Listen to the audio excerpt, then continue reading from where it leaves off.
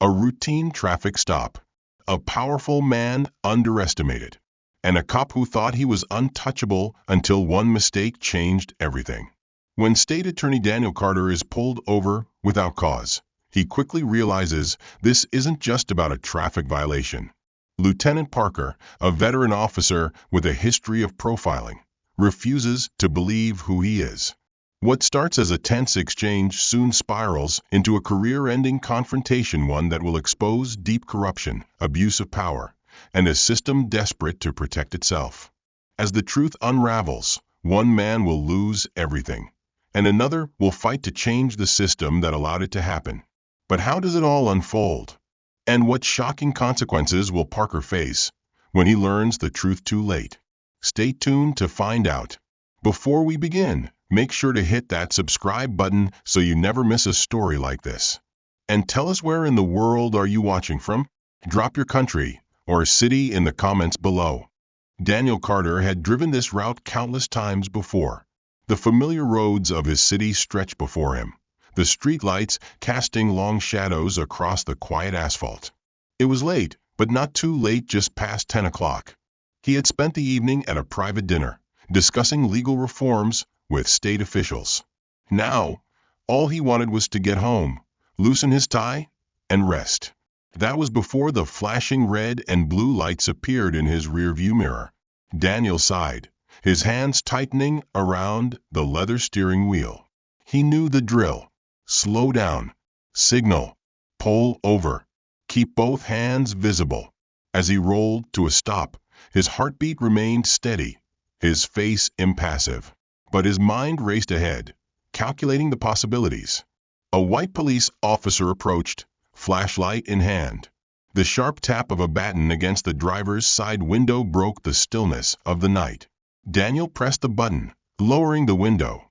License and registration, the officer barked. No introduction. No explanation. Just an order. Daniel reached for his wallet, moving slowly, deliberately. May I ask why I've been stopped, officer? The officer, whose badge read Lieutenant Parker, narrowed his eyes. Step out of the vehicle. Daniel's brows lifted slightly, but he complied, opening the door and standing tall. He was dressed in a tailored navy suit, his shoes polished, his presence composed. Parker's gaze flicked over the luxury sedan, the custom plates, then back to Daniel. His lips curled into something between suspicion and disdain. Nice car, Parker muttered. Where'd you get it? Daniel exhaled, already recognizing the direction this was heading. It's mine. Uh-huh, Parker said, unimpressed. You sure about that? Daniel's patience remained intact. Yes, officer. Would you like to check the registration? Parker folded his arms. What I'd like is for you to be honest with me. This car looks a little out of your tax bracket. Daniel's expression remained neutral, though a flicker of something sharper passed through his gaze. And what tax bracket is that? Parker smirked. Let's just say it's not the kind that usually rides around in a car like this.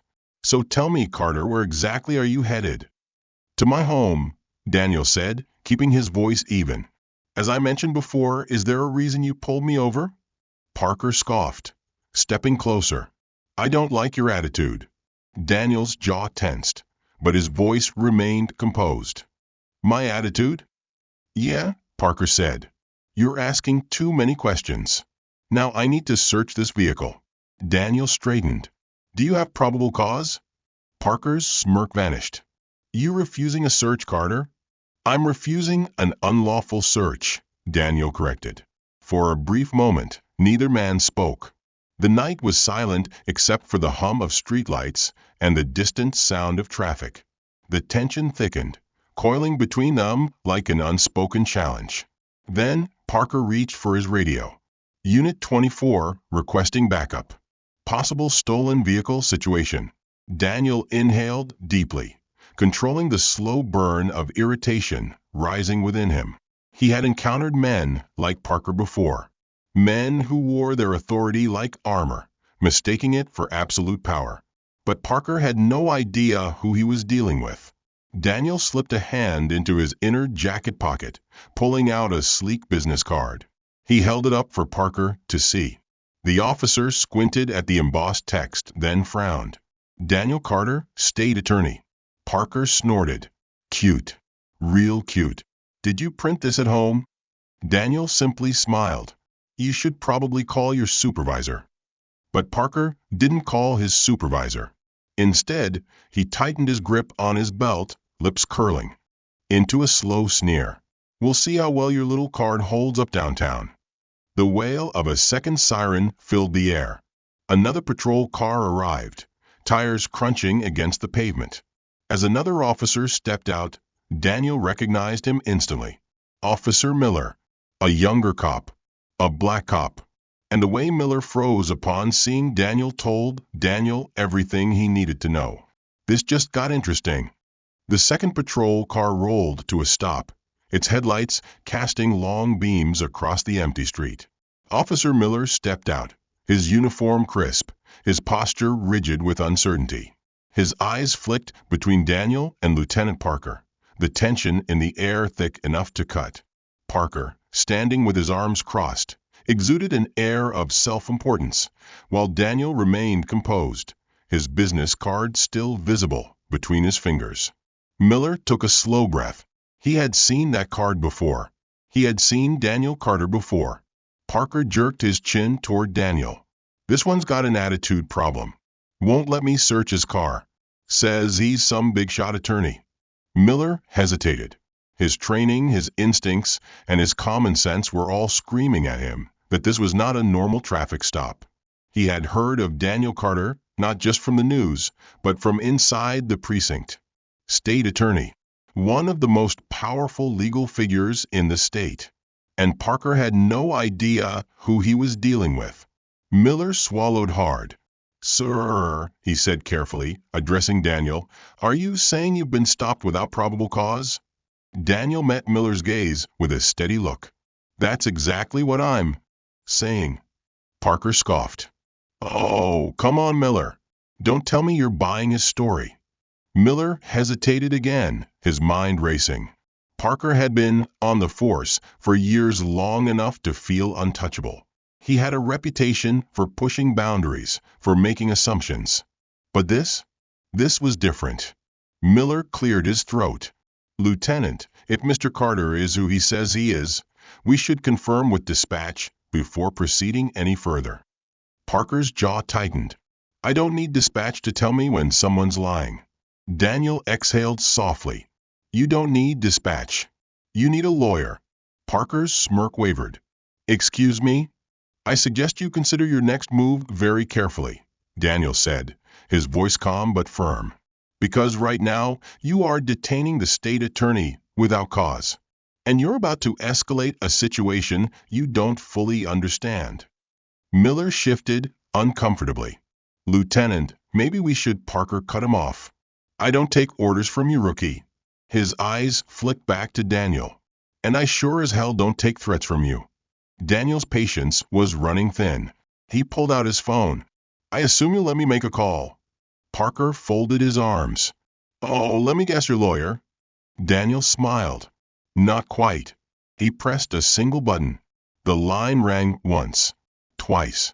Then a voice answered. Governor Reeves speaking. Parker's smirk disappeared. Daniel kept his gaze locked on the lieutenant as he spoke into the phone. Governor, I'm standing on the side of the road with Lieutenant Parker of the City Police Department. He's unlawfully detaining me and refusing to acknowledge my credentials. A pause. Then the governor's voice, sharp and authoritative. Put him on the phone. Now. Parker's throat bobbed. Daniel extended the phone. Take it. Miller took a small step back. The power dynamic had shifted so fast it was dizzying. Slowly, stiffly, Parker reached for the phone. He pressed it to his ear. Yes, sir. Miller watched as the color drained from Parker's face. A sharp voice barked from the speaker, but Miller couldn't make out the words. Whatever the governor was saying, it was not good news for Parker. Parker cleared his throat. Yes, sir. I understand, sir. A long pause. Yes. Right away. He handed the phone back to Daniel, his hand visibly shaking. Miller exhaled, already knowing what was coming next. Daniel took his phone, pocketed it, and turned to Parker. Now, are you going to let me leave, or do you want this to get even worse for you? Parker swallowed hard, his hands clenched at his sides. Then, reluctantly, he stepped back. You're free to go, he muttered. Daniel didn't move. He glanced at Miller. And the officer who assisted in this matter? Miller stiffened. The governor's voice had been clear. Parker was in trouble. But Miller? Miller had a choice. He had hesitated, but he had not crossed the line. Daniel nodded slightly. Remember this moment, Officer Miller. You had the chance to do the right thing tonight. Next time, don't hesitate. Miller felt his stomach drop. Daniel turned back to Parker. And you? His voice dropped to something colder. We're not done. He stepped toward his car, straightening his suit jacket. As he pulled away, Miller remained frozen, his thoughts racing. The night wasn't over yet, and neither was Parker's nightmare. Lieutenant Parker stood frozen, his pulse pounding in his ears. The flashing red and blue lights painted his pale face in alternating shades of dread. The governor's voice still echoed in his head, and the weight of his mistake pressed down on him like a slow-moving avalanche. Officer Miller shifted beside him, uncertain whether to speak or remain silent. The younger cop could feel the tension in the air, thick and suffocating. He knew Parker was in trouble, real trouble. Then, Parker's radio crackled. Lieutenant Parker, report back to headquarters immediately. The voice belonged to Captain Reynolds, their precinct's commanding officer. The tone was cold, clipped. No room for argument. Parker swallowed, the realization sinking in. There would be no brushing this under the rug. No twisting the story. Not this time. Miller took a small step back, unsure whether to offer sympathy or distance himself from what was clearly a sinking ship. Parker exhaled sharply, turning toward the patrol car. Let's go. Miller hesitated before sliding into the driver's seat. The ride back to the precinct was suffocatingly silent, the only sounds being the low hum of the engine and Parker's agitated breathing. Miller finally spoke. What did the governor say to you? Parker's grip tightened on the dashboard. Not your concern. Miller clenched his jaw. He was tired of Parker's dismissiveness, tired of the abuse of power. With all due respect, sir, I think it is my concern. I was there. I saw what happened. Parker turned his head, eyes burning. You didn't see anything? Miller scoffed. Is that how you're going to play it? Parker looked away. Just drive. The precinct was eerily quiet for this time of night. The usual late shift officers were at their desks, but a few cast knowing glances as Parker and Miller walked in. Clearly, word had spread fast. Captain Reynolds was waiting for them, arms crossed, expression unreadable. His office door was already open. Inside. Now. Parker squared his shoulders and strode in. Miller hesitated, unsure if he should follow, but Reynolds motioned toward him. You too, Miller. The door shut behind them. Reynolds didn't waste time. Lieutenant Parker, do you have any idea how much damage you've done tonight? Parker lifted his chin slightly. Sir, I was just following standard protocol. Reynolds' eyes darkened. Standard protocol? He let out a bitter chuckle. You illegally detained the state attorney. You accused him of stealing his own car. You called for backup on a completely innocent man. He leaned forward. And you had the audacity to ignore a direct order from the governor? Parker opened his mouth, but Reynolds slammed a folder onto his desk. A disciplinary report. Parker's breath caught. The governor himself called me, Reynolds said. He wants you suspended while internal affairs investigates. Silence. Miller shifted uncomfortably, but inside, he felt a strange sense of vindication. Reynolds continued, his voice now laced with disappointment. And before you start complaining about how this isn't fair, let me remind you this isn't the first complaint against you, but it's the worst one yet. Parker's jaw clenched. I didn't do anything wrong. Reynolds' expression hardened. You still don't get it, do you? He pointed at the report. Your career is on the line, Parker. You're not above the law. And you sure as hell don't get to humiliate one of the most powerful legal figures in this state and walk away unscathed. Miller watched Parker's face shift from anger to something closer to realization. Reynolds exhaled, shaking his head. Turn in your badge and gun. Effective immediately. Parker's hands curled into fists. You're seriously suspending me? No, the governor is suspending you, Reynolds corrected. I'm just delivering the message. Parker hesitated for a long moment. Then, stiffly, he reached for his badge, unhooked it from his belt, and placed it on the desk. His gun followed. Miller didn't dare move. Reynolds took a deep breath. Now go home, and pray that when this investigation is over, you'll still have a career left. Parker stood motionless for a moment. Then, without another word, he turned and stormed out. Miller exhaled, shoulders relaxing. Reynolds turned to him. And you? Miller tensed. Sir? Reynolds studied him for a long moment. You hesitated out there tonight.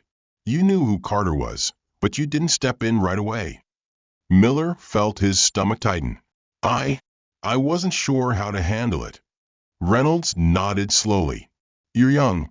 You've got time to learn. He leaned in slightly. But let me be clear. The next time you see something like this happening, do the right thing immediately. Miller swallowed. Yes, sir. Reynolds sighed, rubbing his temples. Get out of here. Go home. Miller nodded, then turned toward the door. As he stepped out into the hallway, he saw Parker at his locker, shoving his things inside with sharp, angry movements. For the first time, Parker looked small. Miller didn't say a word, because in that moment, he realized Parker wasn't just suspended. He was finished. Parker slammed his locker shut, the metallic clang echoing through the empty hallway. His badge was gone. His gun was gone. And soon, if the investigation didn't go his way, his entire career would be gone too. He could feel the stares from other officers as he stormed out of the precinct. The whispers, the judgment. They had all heard what happened, and soon so would the rest of the world.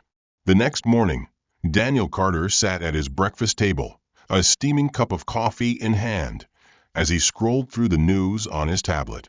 Police lieutenant suspended after wrongful stop of state attorney. Governor's direct intervention halts unlawful detainment. Abuse of power? Racism? Investigation launched into Officer Parker. Daniel sighed. He had expected this. It wasn't the first time an officer had made assumptions about him based on the color of his skin. But this time, the tables had turned, and people were paying attention. His phone buzzed. It was his assistant. Sir, the press is requesting a statement. Daniel took a slow sip of his coffee. What's the general response? The public is outraged, his assistant replied. Some are calling for Parker to be fired. Others say this is just another example of systemic bias in law enforcement. The governor's office is trying to control the fallout. Daniel leaned back in his chair. And Parker? He hasn't made a statement yet. Daniel wasn't surprised. Parker was likely scrambling, trying to figure out how to spin this in his favor. But there was no spinning this. The truth was out. And now the world was watching. Across town, Parker sat at his kitchen table, staring blankly at the television. His own face was on the screen. Lieutenant Parker has been placed on immediate suspension pending an investigation into allegations of racial profiling and abuse of power. The incident, which involved the wrongful detainment of State Attorney Daniel Carter, has sparked outrage among civil rights groups and the public alike. Parker gritted his teeth, grabbing the remote and turning the TV off. He felt sick. Everything he had built, all the years he had spent climbing the ranks, were unraveling before his eyes. He had always prided himself on being a tough cop, a no-nonsense officer who didn't take attitude from anyone. But now he was the bad guy. His phone buzzed. A message from one of his colleagues at the precinct. They're talking about you on every channel, man. This isn't looking good. Parker threw the phone onto the table, rubbing his face with both hands. He wasn't a racist. He wasn't. Was he? That afternoon, Daniel stood before a podium at a press conference, cameras flashing as reporters called out his name. He held up a hand, silencing the room. I am standing here today not just as a public official, but as a man who has lived through experiences like this before, he began, his voice measured. What happened to me last night was not an isolated incident. It was a symptom of a larger problem.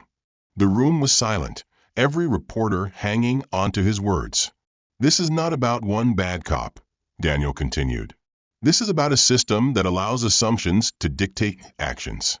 A system that too often places power above accountability.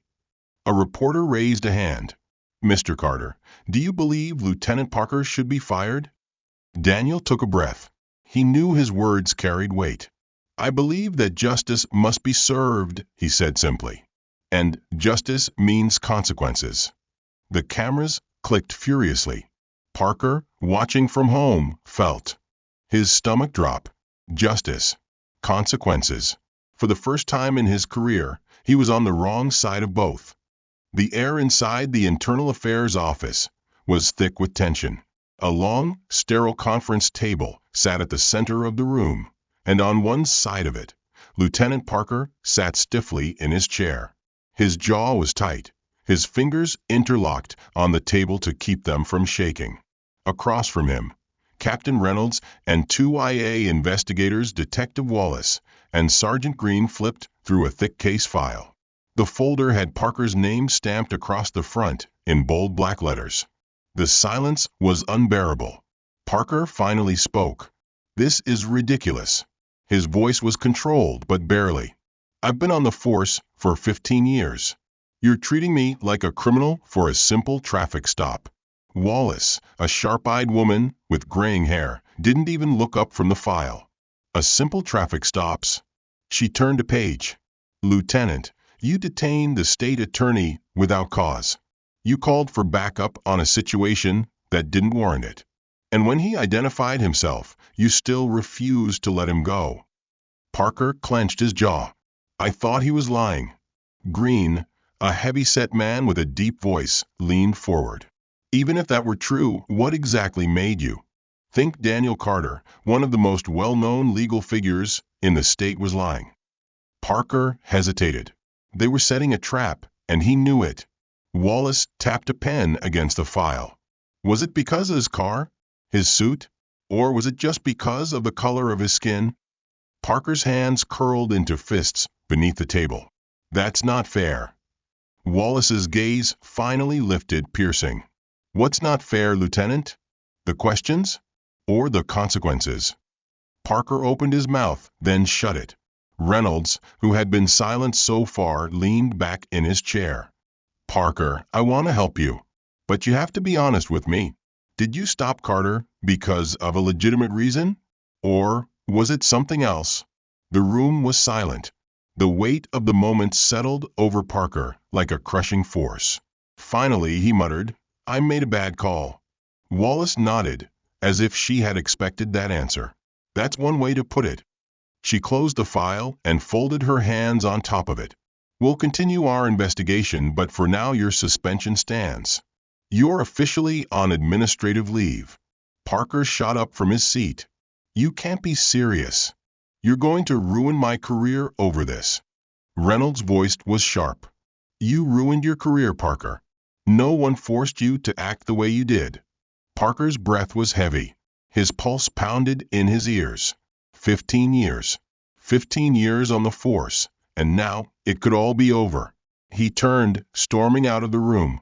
And for the first time in his life, he realized he had no power here. Daniel Carter sat behind his desk, listening as his legal team went over potential charges against Parker. There's clear evidence of racial bias, his assistant Rachel said, flipping through a file. We could push for an official misconduct charge. It would ensure he never wears a badge again. Daniel rubbed his chin thoughtfully. And what about the department? How are they handling it? They're launching a full internal review, Rachel replied. But you know how these things go.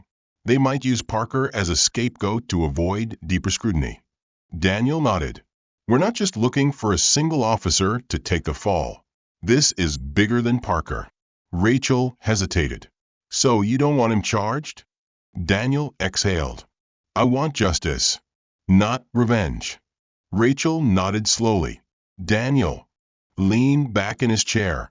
He had spent his career fighting for accountability. He had seen too many cases like this swept under the rug. But this time, there was no hiding what happened. The whole world was watching. And Daniel was going to make sure justice was served. Parker sat in his dimly lit living room, staring at the television with hollow eyes. Every news channel, every website, every social media platform, his name was everywhere.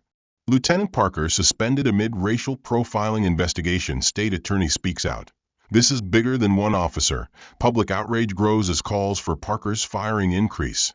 The voices on the screen blurred together. Community leaders demanding accountability. Protests planned outside the police department. Parker's history under review. Parker exhaled, rubbing his temples. His head pounded from the pressure. He had expected backlash, but not like this. The world wasn't just watching. It was judging. His phone vibrated for what felt like the 100th time. Unknown number. He hesitated, then answered. Yeah. A deep voice replied, Lieutenant Parker? Who's asking? This is Brian Keller from Channel 7 News. Would you be willing to make a statement? Parker clenched his jaw. No comment. He ended the call and tossed the phone onto the couch. Moments later, another call came in. This time, a familiar voice. Captain Reynolds. Parker hesitated before answering. Sir. You need to lay low, Parker, Reynolds said without preamble. The situation is getting worse. Parker gritted his teeth. Worse? How could it possibly get worse? Reynolds sighed. Because now they're looking at your entire record. Parker stiffened. What do you mean? I mean, people are digging into your past. Every stop you made. Every complaint filed against you. Everything. Reynolds' voice was edged with frustration. And let's just say, the pattern isn't looking good. A cold knot formed in Parker's stomach. Sure, he had some complaints over the years. Who didn't? Being a cop wasn't about making friends. It was about control. But now, every questionable stop, every aggressive encounter, things he had gotten away with were being dragged into the light. They're painting you as a serial profiler, Reynolds continued. A repeat offender. You need to prepare yourself. For what? Parker's voice was tight. Reynolds paused. Then he said what Parker had been dreading. For the possibility that you're never coming back. Outside the police department, a crowd had gathered. People held signs. End racial profiling, justice for all, no more Parkers. The energy was electric, fueled by frustration, anger, and a deep desire for change. At the front of the crowd, a man held a megaphone. How many more times do we have to see this happen? He shouted. How many more Daniel Carters need to be stopped? We demand real change. Cheers erupted. A woman stepped up to the microphone. We are not just here for one man, she declared. We are here because this happens every day to people who don't have power, who don't have cameras, who don't have the governor on speed dial. More cheers. Across the street, behind a line of officers, Officer Miller watched. He had never seen a protest like this before. And for the first time, he wasn't sure whose side he was supposed to be on. That night, Parker sat alone in his car, parked outside the precinct.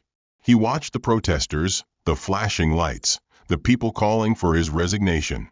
He had spent his whole life believing he was one of the good guys, that he was enforcing the law, keeping order.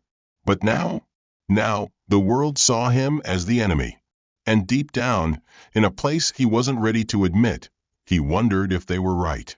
Parker had never felt this helpless before. For years, he had worn his badge with pride, believing himself to be a force for good. Now, that same badge had been stripped from him, and the world had turned against him overnight. Sitting in his car outside the precinct, he gripped the steering wheel, watching the protest unfold across the street. People chanted his name, but not in honor. They wanted him gone. He refused to accept that. This wasn't how his career was supposed to end. Parker pulled out his phone and dialed a number. The call rang twice before a voice answered. Parker? This better be important. It was his union representative, John Halstead, a man who had helped plenty of officers navigate rough waters. It's bad, Parker admitted. I'm being hung out to dry. The governor, even the damn department, they're all turning on me. Halstead sighed. Look, Parker, I won't lie to you. This is ugly. The state attorney was the last person you wanted to pull something like this on. Parker ran a hand through his hair. So what do I do? There was a pause before Halstead answered. You fight back. Parker's grip tightened. On the phone. How? First, Halstead said, you make a statement. Right now, Carter controls the narrative. He's got the public, the media, and even the brass eating out of his hand. You need to remind people that you're a decorated officer with years of service. That you made a bad call. Sure, but it wasn't malicious. Parker exhaled. And what if they don't buy it? Then we go after him. Parker blinked. Carter. Halstead's voice hardened. He's not perfect. No politician is. If we can dig up anything that makes him look bad, we shift the heat off of you. This isn't just about clearing your name. It's about survival. Parker hesitated. He had never thought of himself as a dirty cop, but right now he was desperate. He didn't want to be a villain, but he refused to be a victim. All right, Parker said. Let's do it. The next morning, Daniel sat in his office, reviewing case files, when his assistant, Rachel, rushed in. You need to see this, she said, placing her phone on his desk. Daniel frowned and hit play. A video of Parker appeared on the screen. He was sitting in front of a plain backdrop, looking tired but defiant. I've served the city for 15 years, Parker said. I've put criminals behind bars. I've protected good people. And now, because of one mistake, they want to destroy my entire career? I'm not a racist. I'm a cop doing my job. But Daniel Carter, he wants to turn this into something bigger than it is. He's playing politics, using my career as a stepping stone. And I won't stand for it. Daniel leaned back in his chair, his expression unreadable. Rachel crossed her arms. He's trying to flip the script. Make himself the victim. Daniel nodded slowly. I expected this. Rachel hesitated. There's more. She slid a folder across the desk. Daniel flipped it open. His stomach tightened. Inside were documents, emails, old case files, and headlines. Some were twisted truths. Some were outright fabrications. But they all had his name on them. They're trying to smear you, Rachel said. Rumors about misconduct. Accusations that you cut deals for criminals. They even pulled up an old case where you defended a client before you became state attorney. They're making it look like you let a guilty man walk free. Daniel exhaled sharply. So this is Parker's move. Rachel nodded. They're desperate. They know you have the upper hand, so they're playing dirty. Daniel closed the folder. They just made their final mistake, he said. Rachel frowned. What do you mean? Daniel's eyes hardened. They think this is about winning a PR battle. But this is about the law. And I'm going to remind everyone exactly who has it on their side. That night, Parker and Halstead met at a quiet bar on the outskirts of town. A television in the corner played a news segment about the ongoing protests, but Parker wasn't paying attention. Halstead took a sip of his drink. The video's getting traction. People are starting to question if Carter's really as clean as he says. Parker nodded, but remained tense. It's not enough. Halstead raised an eyebrow. What do you mean?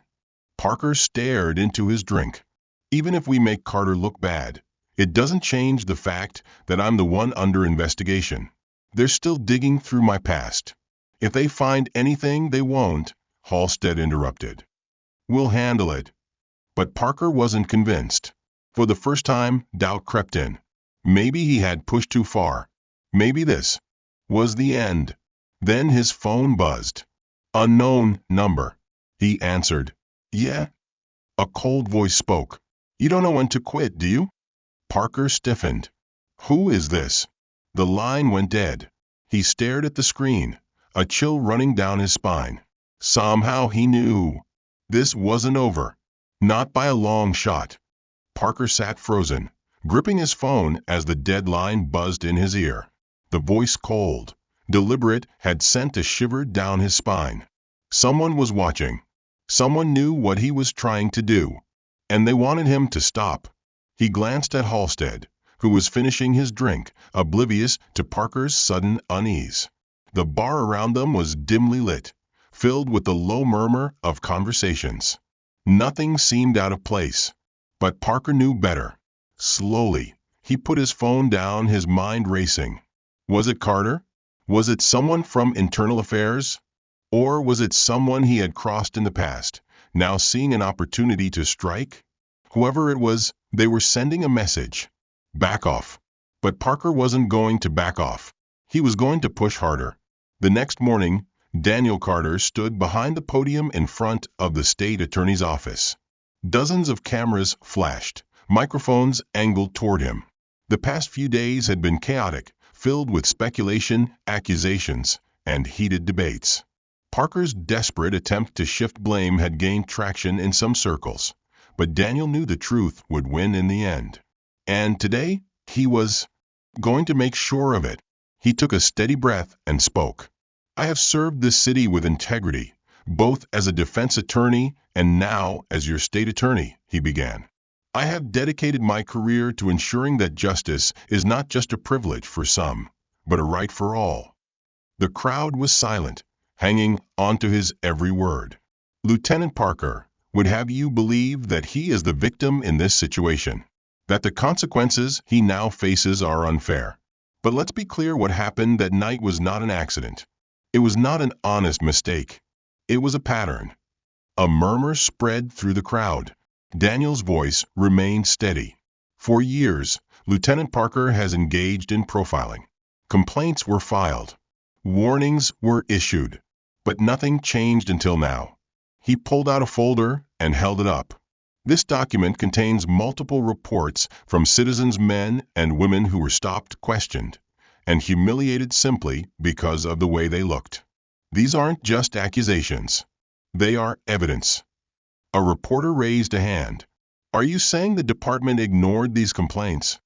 Daniel met his gaze. I'm saying that Parker was protected. And now, that protection is gone. Another reporter jumped in. And what about the allegations against you? The claims that you've cut deals for criminals in the past? Daniel smiled slightly. Desperation makes people do reckless things. I welcome any investigation into my record, because unlike some, I have nothing to hide. The cameras clicked furiously. Parker, watching from home, felt his stomach turn.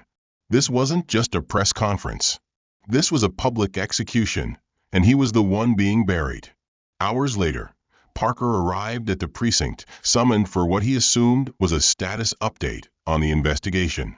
But as soon as he walked into Captain Reynolds' office and saw the grim faces of the Internal Affairs investigators, he knew. This wasn't an update. It was the end. Reynolds didn't waste time. Lieutenant Parker, after reviewing your history and conducting a full investigation, we have determined that your actions were not an isolated incident, but part of a repeated pattern of misconduct. Parker felt his heart pounding. This is ridiculous. Detective Wallace slid a folder across the table. We have multiple complaints dating back years. Excessive stops. Unlawful searches. Every single one of them dismissed or covered up. Parker's pulse pounded. That's not fair. Those were just people looking for an excuse to complain. Wallace's eyes narrowed. And yet, every single complaint follows the same pattern. Black drivers. Latino drivers. Men and women stopped with no probable cause. Parker turned to Reynolds. You're seriously going to let them do this to me? Reynolds exhaled. It's out of my hands. Parker's voice rose. "I've given 15 years to this department." Wallace leaned forward. "And how many of those years were spent abusing the power that badge gave you?" Silence. Parker had no answer, because, for the first time, he saw himself through their eyes. And he didn't like what he saw. Reynolds sighed. "Effective immediately. You are terminated from the police force." Parker felt like the wind had been knocked out of him. His badge was already gone. Now, so was his career. Hours later, Parker sat alone in his apartment, the weight of his downfall crushing him. The television droned in the background, replaying Carter's press conference. His name was everywhere. His reputation destroyed. His phone buzzed again. Unknown number. His fingers hovered over the screen. Then, he shut the phone off and tossed it across the room. Whoever was calling, whoever had warned him, none of it mattered anymore. Because the truth was out, and there was no coming back from it. Daniel Carter sat in his office, watching the city unfold beneath him through the floor-to-ceiling windows. The protests had begun to quiet, but their message remained loud. Justice had been served not just in the courtroom, but in the court of public opinion. His phone buzzed. Rachel's voice came through the speaker. "It's official. Parker's firing has been processed. The department just released a statement." Daniel leaned back in his chair. "And they're distancing themselves," Rachel said, claiming that while Parker acted alone, they'll be implementing new oversight policies to prevent future incidents. Daniel chuckled dryly. "A PR move?" "Of course," Rachel replied. "But it's something." Daniel knew how these things worked. The department would offer reforms to calm public outrage, but systemic change? That was harder. Parker's downfall wasn't just about one bad cop. It was about a culture that had allowed him to operate unchecked for years.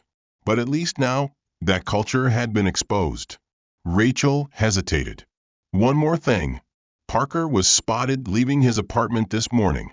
Reporters swarmed him, but he didn't say a word." Daniel exhaled. "He knows it's over." Parker stepped out of his apartment building, pulling his hood up in a feeble attempt to shield himself from the cameras. They were everywhere. Flashes exploded in his face as reporters shouted questions. "Lieutenant Parker, do you have anything to say about your termination? Do you regret what happened that night? Was this racial profiling or just a mistake?" Parker kept his head down, pushing through the crowd. Mistake. He had told himself that over and over again. That it had been a mistake. That he wasn't a bad cop, just unlucky. That Carter had turned this into something bigger than it was. But as he walked past a row of television screens outside an electronics store, he saw his own face staring back at him. Footage of Carter's press conference played. Then the news cut to interviews, people coming forward, recounting stories of how they had been stopped, questioned, humiliated by Parker. One after another. A pattern. Parker stopped in his tracks, watching the screen. For the first time, he saw himself not as the tough cop maintaining order, but as the face of the problem. The reflection in the glass wasn't of a hero. It was of a man whose power had finally been taken away. Later that afternoon, Daniel walked into the governor's office. Governor Reeves stood from his desk and extended a hand. "Well done, Daniel," he said. "This was handled exactly as it needed to be." Daniel shook his hand, but didn't smile. "It's not just about Parker." Reeves nodded. "I know. And I assume you're here to talk about the bigger picture." Daniel took a seat. "Parker was a symptom. If we stop at him, this will happen again. There needs to be real change. Body cam enforcement, stronger disciplinary actions, independent review boards, not just for show, but with actual power." Reeves sighed, running a hand through his silver hair. "You know how much pushback that will get." Daniel's gaze didn't waver. "Then let them push." The governor studied him for a long moment. Then he smiled slightly. "You're not going to let this go, are you?" "No," Daniel said simply. Reeves nodded. "All right. Let's talk about what comes next." That evening, Parker sat alone in his nearly empty apartment. His resignation letter sat unsigned on the table, though it was no longer needed. His termination had already been finalized. The world had moved on without him. His phone rang. This time, he recognized the number. Officer Miller. For a moment, Parker considered ignoring it. But something in him, maybe the last shred of the officer he once was, told him to answer. He put the phone to his ear. Miller's voice was quiet.